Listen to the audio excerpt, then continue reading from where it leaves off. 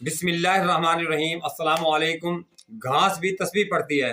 حضرت عبداللہ اور حضرت احمد بن حرب رحمۃ اللہ علیہ دونوں ایک جگہ تشریف لے گئے۔ حضرت احمد بن حرب رحمۃ اللہ علیہ نے زمین کی کچھ گھاس اکھیڑ دی۔ اس پر حضرت عبداللہ رحمۃ اللہ علیہ نے فرمایا کہ تجھے 5 چیزیں ملیں۔ نمبر 1، اللہ عز و جل کی تسبیح سے ہٹ کر تیرا دل اس گھاس میں مشغول ہو۔ نمبر 2، تو نے ذکر اللہ عز و جل کے علاوہ دوسری چیز کی عادت ڈالی۔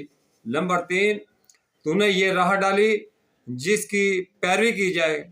نمبر 4، تو نے اس گھاس کو اپنے رب اللہ عز و جل کی تسبیح سے روکا۔ نمبر 5، اور اپنے آپ پر قیامت کے دن اللہ تعالیٰ کی حجت قائم کر دی۔